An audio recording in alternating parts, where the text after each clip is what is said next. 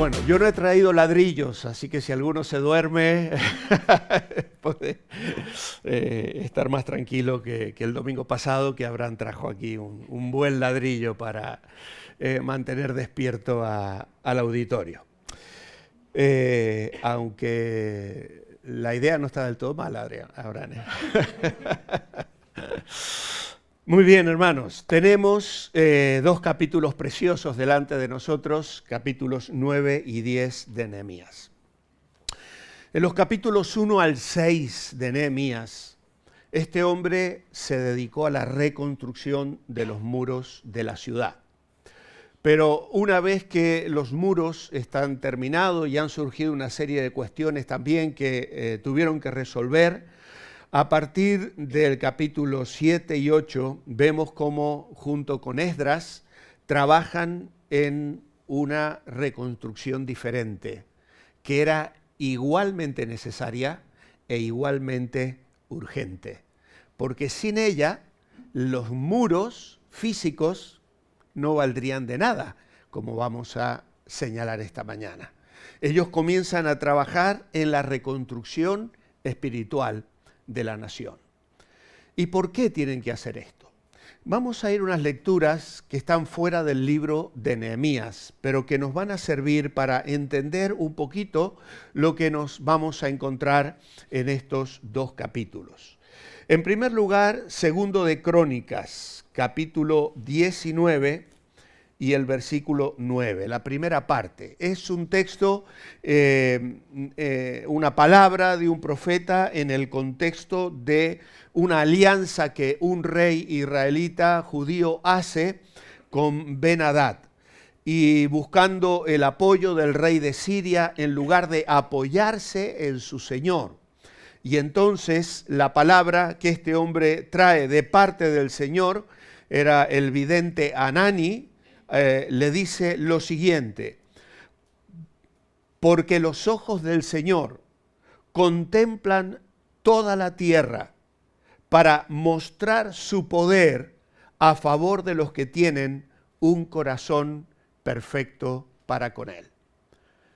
Segunda de Crónicas 16:9.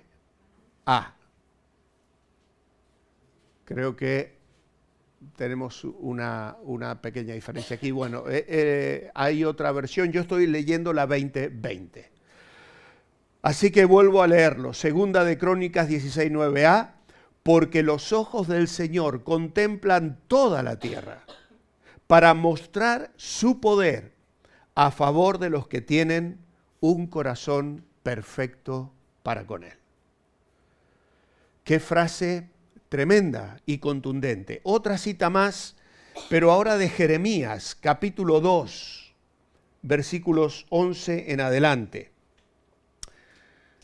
Mirad lo que dice Dios a través del profeta Jeremías. ¿Acaso alguna nación ha cambiado sus dioses? Aunque no son dioses. En realidad no son dioses, eran ídolos. ¿Acaso alguna nación ha hecho esto? Sin embargo, mi pueblo ha cambiado su gloria por lo que no aprovecha. Espantaos cielos sobre esto y horrorizaos, temblad, aterrados, dice el Señor. Porque dos males ha hecho mi pueblo. Me han dejado a mí fuente de agua viva y han cavado para sí cisternas rotas que no retienen el agua. ¿Es Israel un siervo? ¿Es un esclavo? ¿Por qué ha venido a ser presa? Verso 17, ¿no te acarrió esto el haber dejado al Señor tu Dios cuando te conducía por el camino? O sea, Dios le está diciendo, yo os guiaba, yo os conducía, erais mi pueblo. Y a mí y en mí encontrabais agua viva para beber. Sin embargo, buscasteis y cavasteis cisternas rotas. Y entonces llega al versículo 19, para mí uno de los más tristes de la Biblia. Tu maldad te castigará y tus rebeldías te condenarán. Reconoce pues y ve cuán malo y amargo es el haber dejado tú al Señor tu Dios y no tener temor de mí, dice el Señor de los ejércitos. Cronológicamente esta palabra, tanto la de Crónicas como la de Jeremías, están dichas mucho tiempo antes de lo que está aconteciendo aquí en Nehemías 9, mucho antes. Dios está recriminando a su pueblo, marcando la forma en que Él se relaciona con ellos. Yo miro, observo, contemplo la tierra para mostrar mi poder a favor de los que tienen un corazón perfecto para conmigo. Y además soy agua viva para ellos, los conduzco por el camino. Sin embargo, mirad lo que ha hecho mi pueblo. Me han cambiado por otros dioses. ¿Acaso alguna nación habéis visto que haya hecho esto? Era la dinámica del pueblo de Israel. Ya Dios se lo había dicho a través de Moisés. Si tú lees Deuteronomio, Dios le dice a Moisés, mira, es que van a entrar en la tierra prometida y se van a volver a otros dioses. El corazón de este pueblo no es un corazón íntegro, no era un corazón fiel. Esta semana, las tardes de playa y de verano están para deleitarse. Fuimos uno de estos días con 2 de nuestros nietos a la playa. Y había un poco de resaca, de viento. Y ellos, mientras jugaban en las olas, se iban alejando de nosotros. Y nosotros estábamos allí sentados, charlando y tal, y observándoles, y de pronto uno de ellos se da cuenta que ha perdido la referencia, porque la resaca se lo había ido llevando. Y nosotros lo observábamos y comenzamos a hacerle señas y a saludarlo hasta que nos encontró. Claro, en estas playas, aquí en las rías de Galicia, eso no es problemático, pero si tú vas a un lugar de mar abierto, donde las olas del mar golpean y te arrastran, la resaca puede ser mortal incluso, porque el mar te arrastra. Y me viene esta anécdota a la mente y la personalizo porque nos pasó esta semana, pero uno de los comentaristas del libro de Nehemías habla acerca de esto. Y él dice que de niño su padre les llevaba a una zona que hoy ya está llena de hoteles, resort y tal, pero en su niñez aquello era un desierto, no había absolutamente nada. Y el mar daba con fuerza. Entonces, dice, mi padre ponía la caravana y luego a unos 50, 60 metros, levantaba un montículo de rocas o de cocos y esas eran las marcas dentro de las que nos podíamos mover. En cuanto mirábamos y nos dábamos cuenta que el agua nos había llevado más lejos, teníamos que salir y caminar por la playa y volvernos a colocar en el marco de seguridad que mi padre nos había marcado. Y esto es un poco, hermanos, lo que nos pasa como pueblo de Dios. Luchamos contra la resaca. Hay una tendencia, un viento que sopla permanentemente. Y no precisamente como las tranquilas playas aquí de esta zona de Galicia donde no hay básicamente ningún peligro, pero hay lugares de mar abierto donde el mar te chupa, donde el mar te traga. ¿Y cuánta gente pierde la vida año tras año por estas situaciones? Un pequeño descuido y allí te vas. El pueblo de Israel tenía límites marcados. Dios les había hablado. Dios les había revelado su voluntad. Dios había puesto las marcas de libertad y de bendición. Aquí, entre este espacio, es donde tenéis que moveros. Aquí tenéis la libertad de jugar entre las olas, de disfrutar del sol. Pero si os salís de estas marcas, vais a perecer. Vais a perecer.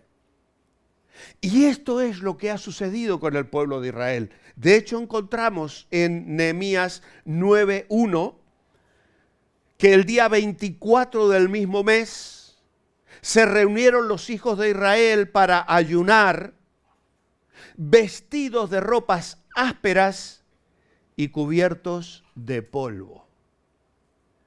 ¿Recordáis de lo que habló la semana pasada Abraham y lo que nos tocó en relación a reconstruir nuestra vida y el estar en la palabra de Dios y la lectura de la palabra de Dios, lo que produce en el corazón de aquel pueblo? Y terminan celebrando. Se envían porciones. Nehemías y Esdras paran al pueblo y los levitas le dicen, no lloréis, hoy es día de gozo, hoy es día de celebrar. Ahora se reúnen para ayunar vestidos de cilicio y con polvo sobre sí. A esto algunos autores le llaman tratar el asunto inconcluso. ¿Cuál era el asunto inconcluso? Lo tenemos en el capítulo 8, versículo 9. Dice entonces el gobernador Nehemías, el sacerdote y escriba Esdras y los levitas que hacían entender al pueblo, dijeron a toda la congregación, hoy es día consagrado al Señor, no os entristezcáis ni lloréis. Pues todo el pueblo lloraba al oír las palabras de la ley. Leen la ley, se dan cuenta de cuán pecaminosos eran sus corazones.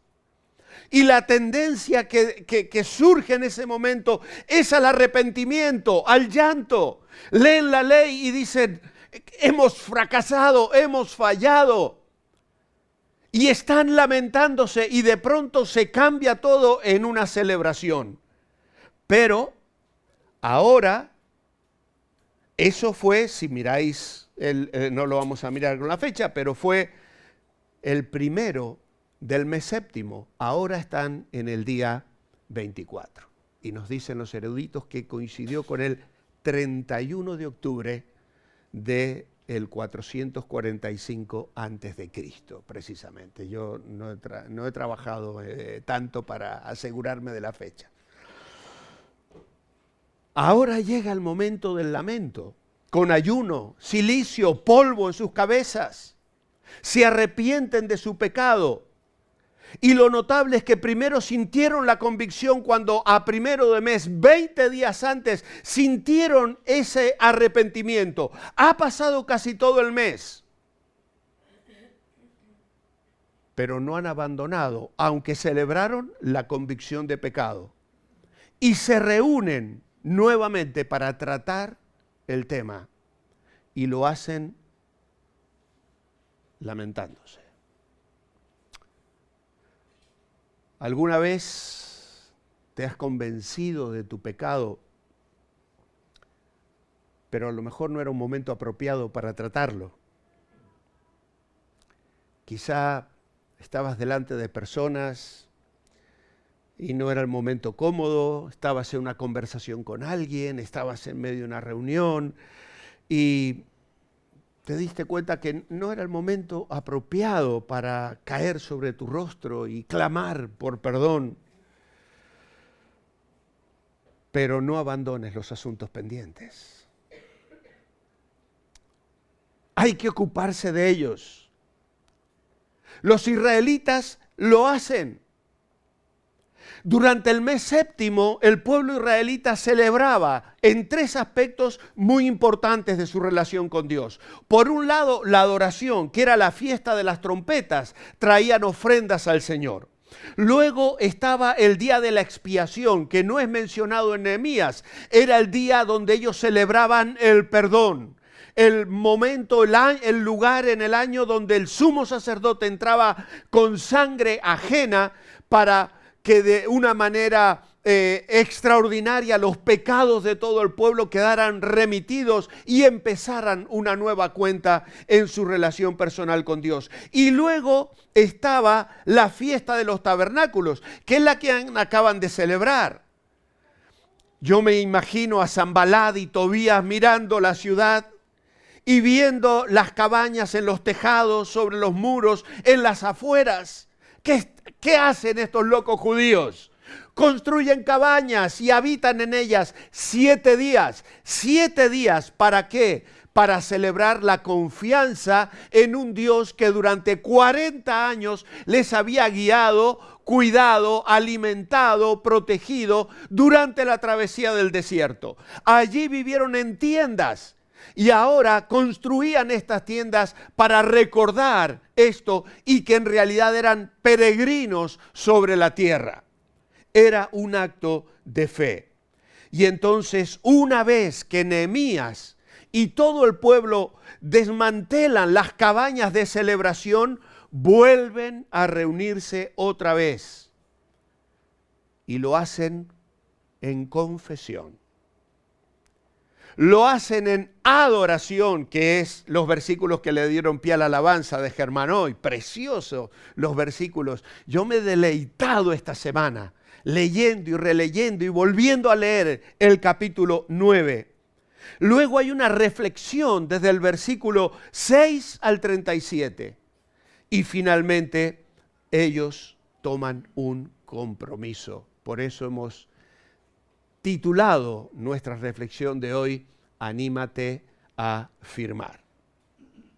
Así que se produce esta concentración, con una tónica diferente.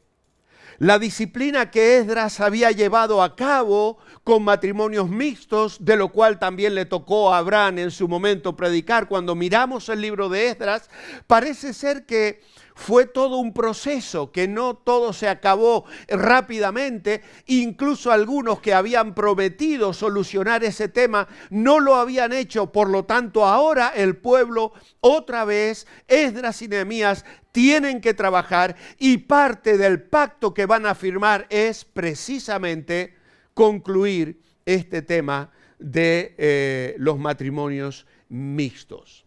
Y entonces expresan su arrepentimiento y van vestidos de una manera especial, con una ropa incómoda que rasca la piel, con polvo en sus cabezas, y confiesan el pecado y adoran al Señor. Y sabéis lo que tenemos aquí, a partir del versículo 6, casi, el 5, hasta el final del capítulo 9, es un resumen extraordinario del Antiguo Testamento.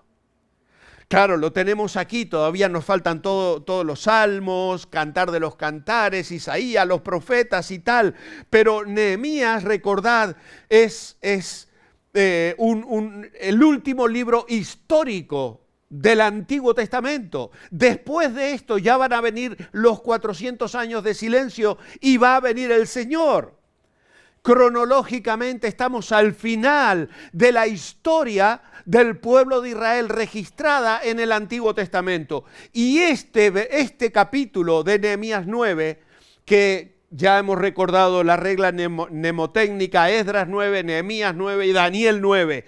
3 capítulos extraordinarios con unas lecciones maravillosas para el cristiano. Y aquí encontramos este resumen extraordinario de el Antiguo Testamento. Teología bíblica, lleno de frases que pertenecen al Antiguo Testamento, que Nehemías y los levitas, hay quienes sugieren que fue Nehemías, hay otros que sugieren que fue un conglomerado de personas trabajando sobre esto, pero toman frases de otros lugares de la Biblia y las intercalan aquí, escogidas de una manera selectiva y estratégica. ¿Para qué? Para esta idea principal que vais a mirar ahora en la pantalla. Conocer a Dios y su misericordia en el pasado les mueve a confesar el pecado con arrepentimiento y a comprometerse seriamente para vivir en obediencia. Aquí vemos cómo el pueblo de Israel conoce a Dios. El repaso de todas las escrituras del Antiguo Testamento están dándonos esa perspectiva. Por eso ellos comienzan alabando al Señor desde la eternidad y hasta la eternidad. Sea bendecido su nombre glorioso que supera toda bendición y alabanza. Conocer a Dios y su misericordia. Porque si bien hemos leído el texto de Segundo de Crónicas y de Jeremías, donde Dios le dice: ve cuán malo y amargo es haber dejado tú al Señor tu Dios y faltar mi temor en ti, dice Jehová de los ejércitos. Si bien ese Dios es un Dios que en un momento actuó con dureza, lo que va a surgir como envoltorio, como atmósfera y como contenido de todo lo que vamos a encontrar aquí es que Dios es un Dios misericordioso y perdonador, un Dios que restaura, un Dios que ama, un Dios que cuando tú vienes a Él en arrepentimiento y a confesar el pecado y te comprometes a vivir en obediencia de una manera seria, vas a encontrar su disposición a levantarte, a restaurarte, a perdonarte, a hacer algo hermoso en tu vida. Lo primero que encontraremos aquí va a ser el tema de la creación. En Nehemías capítulo 8, todo se había centrado en la palabra de Dios dirigida a ellos. Y ahora el pueblo va a responder a esa apelación. Y lo que nos recuerda esto también es que hay dos dinámicas que son revitalizantes en nuestras vidas, como lo fue en la vida de este pueblo. La lectura de la palabra de Dios demanda una respuesta. Y ellos han leído la palabra y ahora van a responder en oración. Y la oración que ellos van a elevar, porque este resumen del Antiguo Testamento es una oración, hermanos. Es una oración. No están aquí enseñando doctrina, teología, aunque está obviamente en el contenido del texto. Pero ellos están hablando en primera persona con Dios. Y entonces lo primero que hacen es, en el verso 6, alabar a Dios por la creación. Tú solo eres el Señor. Tú hiciste los cielos y los cielos de los cielos con todo su ejército, la tierra y todo lo que está en ella, los mares y todo lo que hay en ellas. Tú vivificas todas estas cosas y los ejércitos de los cielos te adoran. Alabamos a Dios por el poder de su creación. Reconocemos la obligación que tenemos con aquel que hizo todas las cosas y que las sostiene. La creatividad del ser humano es extraordinaria. Pero podrían inventar los cantos de los pájaros, la variedad de las aves. La creatividad y la ingeniería humana es extraordinaria, pero no puede dar vida. No pueden dar vida. Tú vivificas todas las cosas, dice el texto. Tú eres el creador, solo Dios puede dar vida. Y merece por eso ser alabado.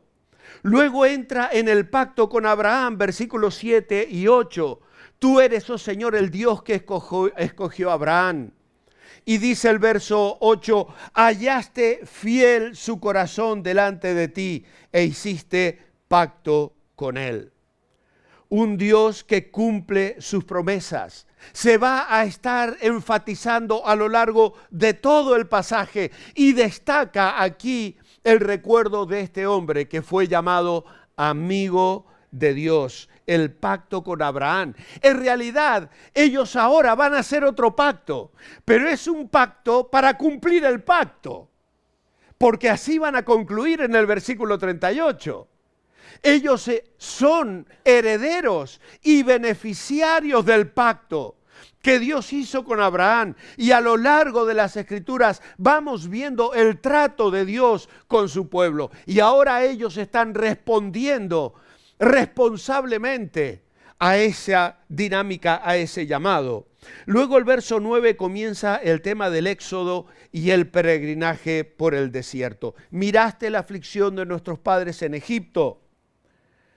Y dice al final del verso 10, sabías que habían procedido con soberbia contra ellos. A veces nos toca sufrir injusticias, ¿no? A veces hay personas que nos tratan mal. Puedes tener un jefe intolerante, pesado, injusto, que te la hace pasar canutas. El Señor conoce la soberbia con la que te oprimen. Dice el verso 12, con columna de nube los guiaste de día, con columna de fuego de noche, para alumbrarles el camino por donde habían de ir. Versículo, bueno, aquí podríamos detenernos toda la mañana.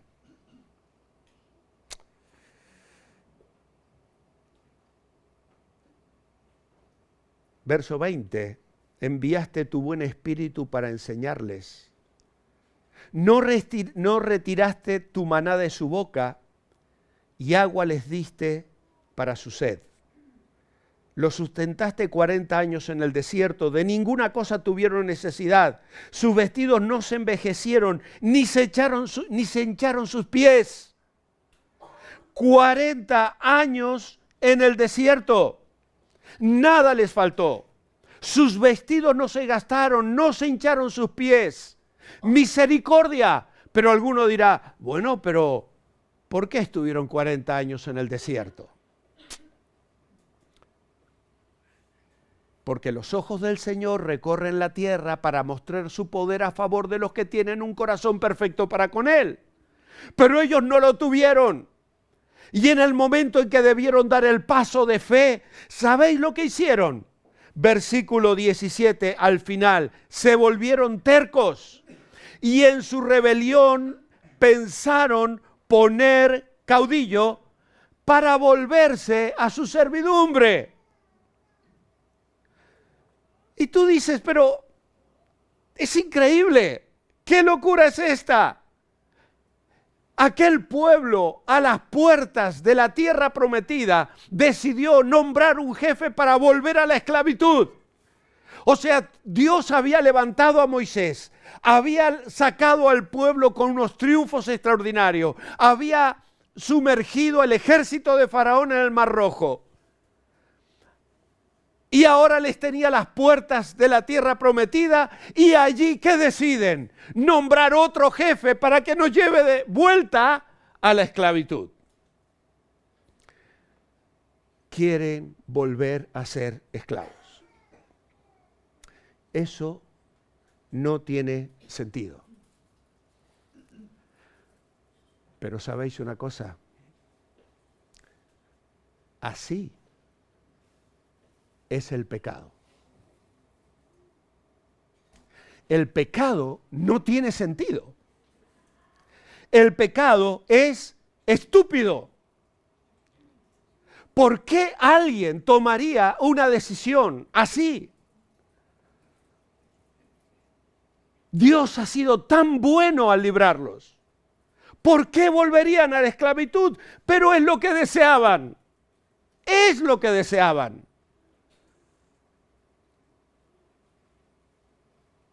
¿Seremos iguales que ellos?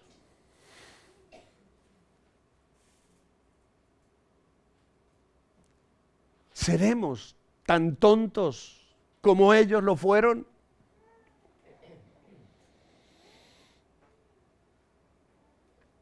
Pero ¿sabéis qué dicen ellos?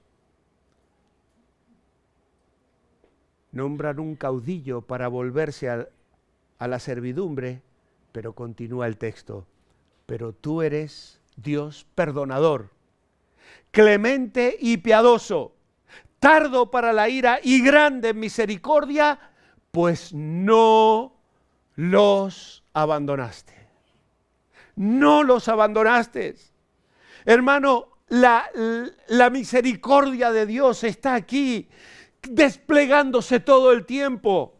En medio de este pueblo que está vestido con ropas de luto, que ha esparcido polvo en su cabeza y que están llorando arrepentidos el fracaso de sus abuelos, de sus tatarabuelos, de sus tatarabuelos.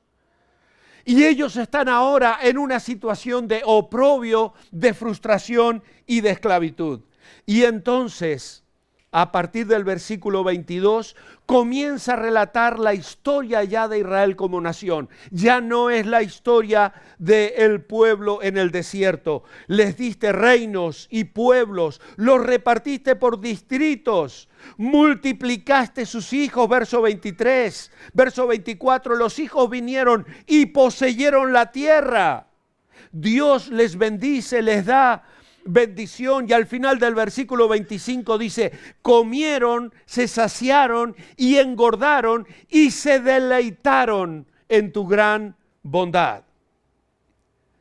Los israelitas respondieron a la bondad de Dios hacia ellos en la conquista de la misma manera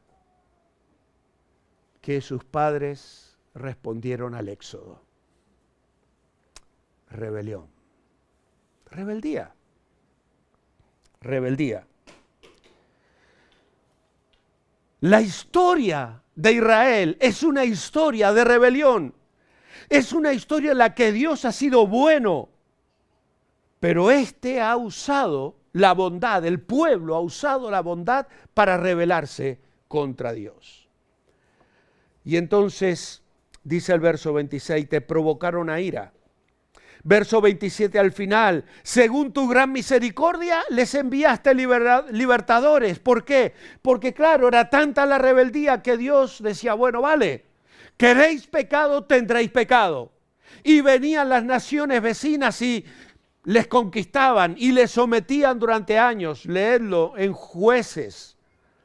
Y luego también en el periodo de Primero de Reyes, Segundo de Reyes, y Primero de Crónicas, Segunda de Crónicas. Les amonestaste porque enviaba profetas en su misericordia para que se volvieran a sus mandamientos. Pero dice el verso 29, se llenaron de soberbia y no oyeron tus mandamientos, sino que pecaron contra tus juicios, los cuales dan vida a quien los cumple. Rebeldes te dieron la espalda y tercos no quisieron escuchar. Sin embargo, continúa, los soportaste por muchos años y les testificaste con tu espíritu por medio de los profetas, pero no escucharon. Y los entregaste en manos de los pueblos de la tierra, mas por tus muchas misericordias no los consumiste ni los desamparaste, porque eres Dios clemente y misericordioso.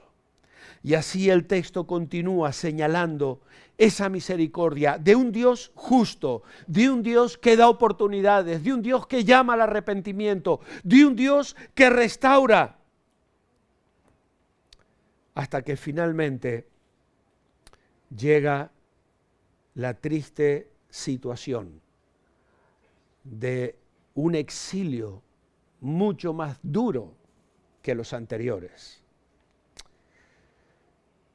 Y son puestos en gran angustia. Y dice el versículo 36, míranos hoy, convertidos en siervos. Somos siervos en la tierra que diste a nuestros padres para que comieran su fruto y su bien. El fruto de ella se multiplica para los reyes que has puesto sobre nosotros por nuestros pecados, quienes se enseñorean sobre nuestros cuerpos y sobre nuestros ganados, conforme a su voluntad. en gran angustia estamos. En gran angustia estamos. El pueblo de Israel está quebrantado. Están en gran angustia, pero saben que hay un Dios que es misericordioso. Que esa misericordia que Dios mostró con las generaciones anteriores la puede volver a mostrar.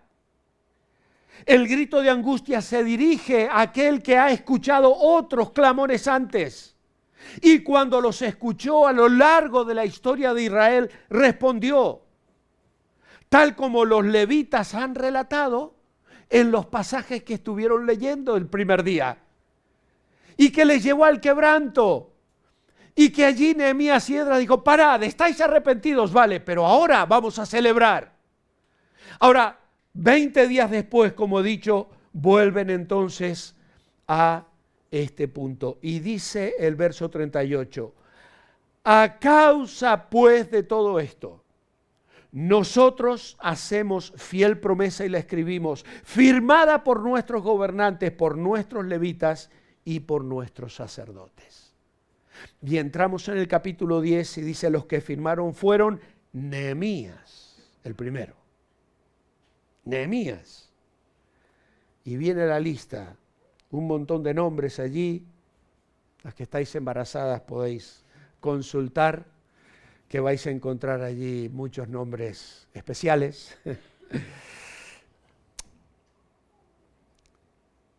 Y del verso 28 al 33 del capítulo 10 dice, el resto del pueblo, los sacerdotes, levitas, porteros y cantores, los sirvientes del templo y todos los que se habían apartado de los pueblos de las tierras para cumplir con la ley de Dios, con sus mujeres, sus hijos e hijas, todos los que tenían comprensión y discernimiento se reunieron con sus hermanos para declarar y jurar que andarían en la ley de Dios que fue dada por Moisés, siervo de Dios, y que guardarían y cumplirían todos los mandatos, decretos y estatutos del Señor nuestro Dios. Ahora,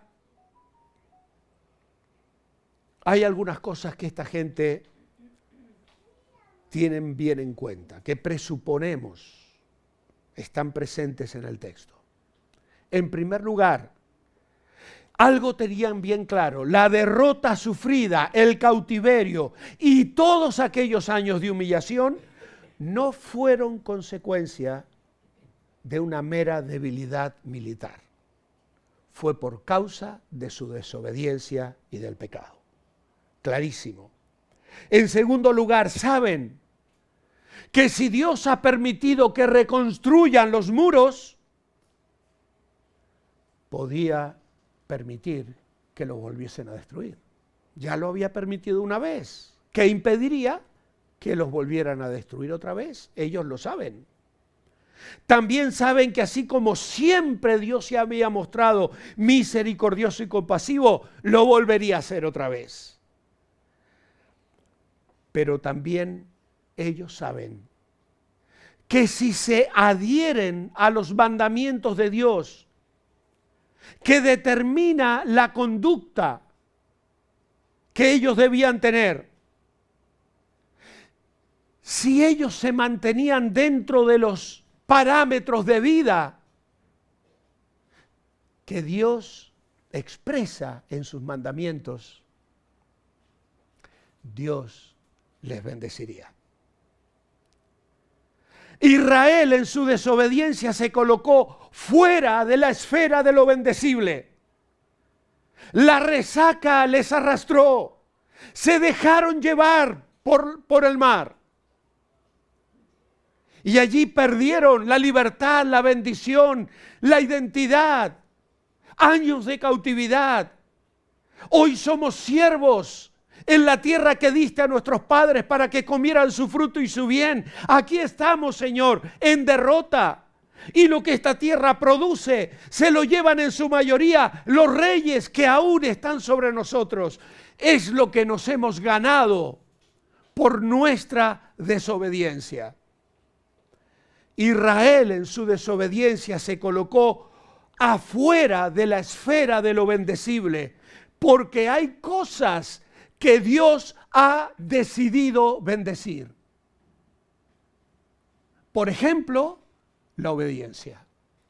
Y hay cosas que Dios ha decidido no bendecir. Por ejemplo, la desobediencia.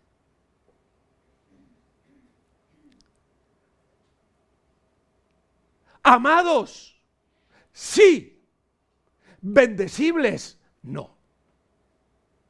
Terrible. Qué triste. Amados, sí. Claro que les amó Dios. Y se lo mostró de mil maneras a lo largo de todos esos siglos. Eran su pueblo amado, su pueblo escogido. Nunca dejaron de serlo. Amados, sí. Bendecibles, no.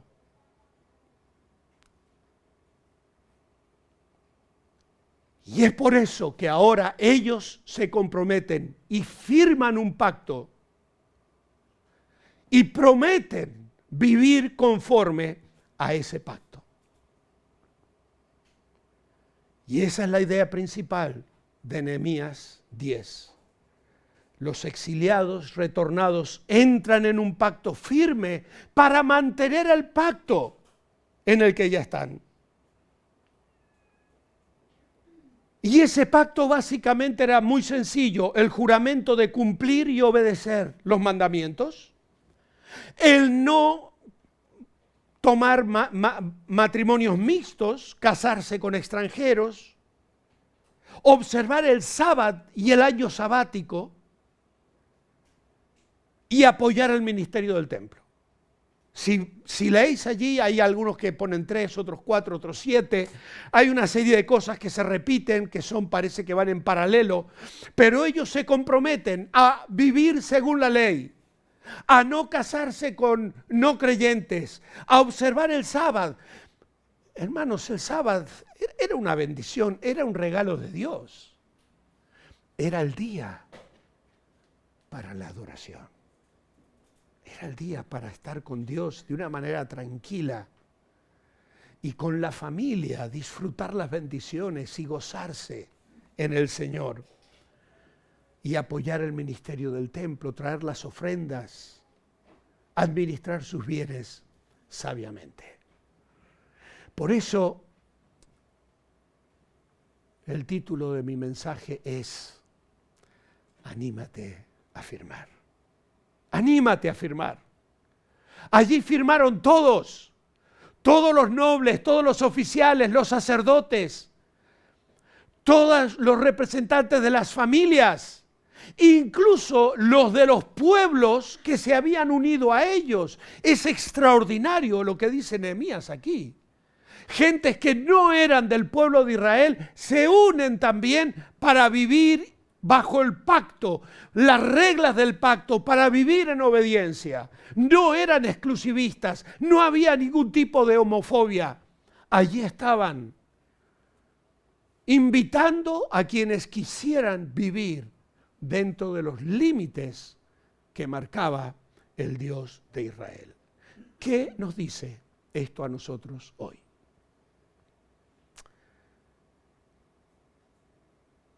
Anímate a firmar.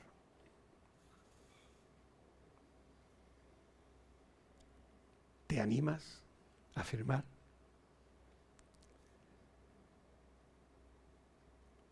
Para nosotros hoy es asumir consciente y firmemente un compromiso con la palabra de Dios.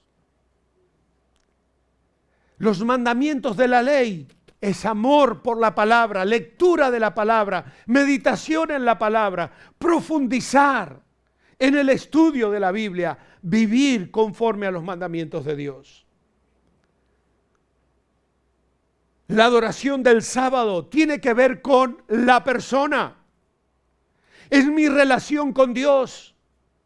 Es el día que separo primeramente para que yo y mi familia busquemos al Señor. Hoy no tenemos que guardar el sábado exactamente como ellos lo guardaban, pero Dios nos ha regalado un día que es hoy, el domingo, para reunirnos, venir a la casa del Señor con los nuestros y celebrar juntos y buscar juntos la persona, adorar a Dios en este día y por supuesto el resto de nuestros días. Es un compromiso con la pureza. Apartarse de los idólatras era vivir en la ley del Señor, en no dejar que las cuestiones del mundo y las filosofías del mundo marquen el perfil de nuestras vidas. Hermanos, vivimos días donde tenemos que luchar y tenemos que trabajar por los valores de la fe y de la palabra de Dios de una manera mucho más fuerte y contundente, porque lo están legalizando, porque lo están metiendo a través de los colegios, porque están llenando la cabeza de nuestros hijos y de nosotros a través de las series, a través de los programas, a través de la televisión. Es un bombardeo constante. Y las filosofías del mundo y las ideologías, porque son ideologías del mundo, no son los de la palabra de Dios. La Biblia es clara. El pecado es pecado. Y nosotros tenemos que vivir en pureza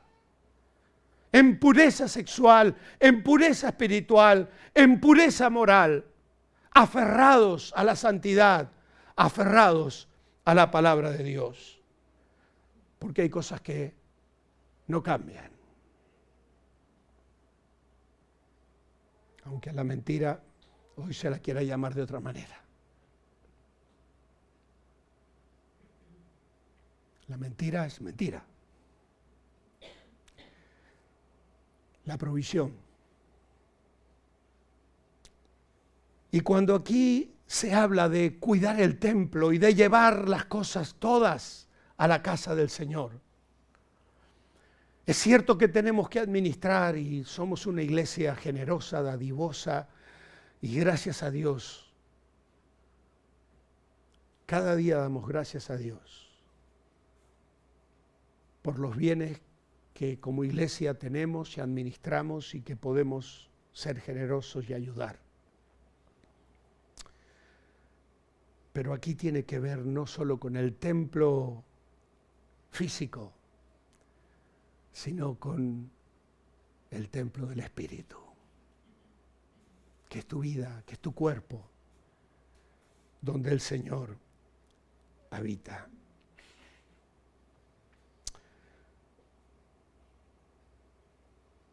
No es legalismo comprometernos.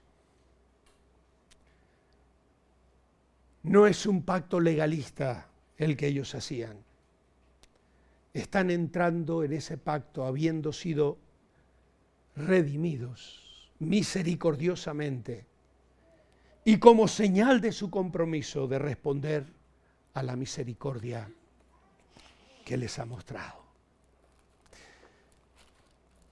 El cristiano que no se compromete con un grupo de otros creyentes para orar, compartir, servir, para darse a conocer, así como conocer a otros, no es un cristiano obediente.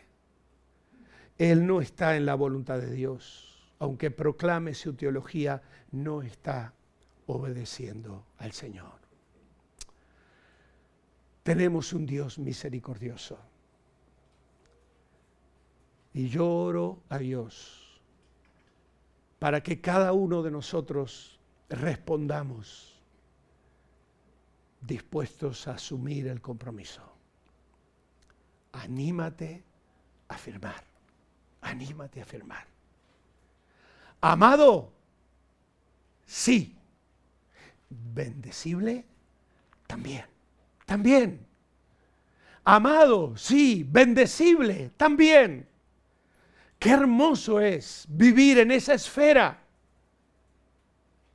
Sentir que Dios está aprobando tus decisiones. La forma en que administras tu vida, tu tiempo, tus bienes, tu hogar, tu familia, tus dones espirituales. anímate a firmar. Os ruego, decía Pablo, en una versión más evangélica, que presentéis vuestros cuerpos en sacrificio vivo, santo, agradable a Dios, que es vuestro culto racional, vuestro culto inteligente, vuestro culto sabio. Como decía Jim Elliot, no es tonto el que acepta algo que no puede perder a cambio de entregar algo que no puede retener. Y aquel joven de 20 y pocos años entregó su vida, firmó, respondiendo al llamado. ¿Nos animaremos a firmar? Amados, sí. Bendecibles también. Vamos a inclinar nuestros rostros para orar.